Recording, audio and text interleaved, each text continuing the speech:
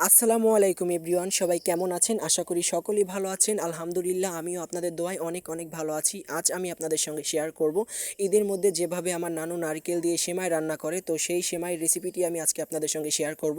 প্রথমেই এখানে নিয়ে নিলাম আমি 1 প্যাকেটের মতো হলা সেমাই। সেমাইটা ভালো করে হাত দিয়ে গুঁড়ো করে নেব, এতে করে ভাজার সময় সেমাইটা ক্রিস্পি হয়। এখন চুলার মিডিয়াম আছে, এটাকে হালকা করে ভেজে আমি এখানে দিয়ে দিলাম 1/4 কাপের মতো চিনি।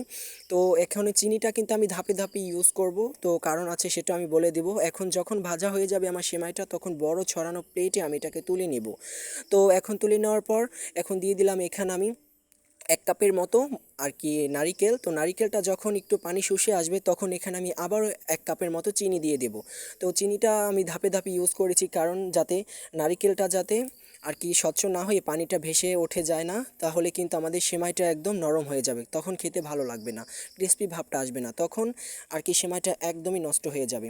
তো এখন চিনিটা গলে যাওয়ার পর দিয়ে দিলাম 8-10টার মতো কিশমিশ, দিয়ে দিয়েছি এলাচ, দারচিনি, তেজপাতা দিয়ে ভালো করে নেড়ে চেড়ে নিলাম। এই যে দেখুন, যখন একটা বলক চলে আসবে, মানে চিনির বলকটা যখন চলে আসবে, তখন আবারও ভালো করে নেড়ে চেড়ে আমি এখানে লবণ দিয়ে দেবো।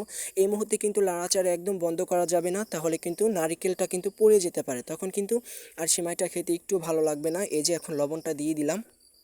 তো ভালো করে নেড়েচেড়ে নেওয়ার পর এখন আগে থাকা যেই ভেজে রাখা যেই সেমাইগুলো আছে, তো সেমাইগুলো সম্পূর্ণ ঢেলে দিলাম। আপনারা কিন্তু চাইলে এখানে একটু গুঁড়ো দুধ ইউজ করতে পারেন, এতে করে স্বাদ আরও বেড়ে যাবে বহুগুণে।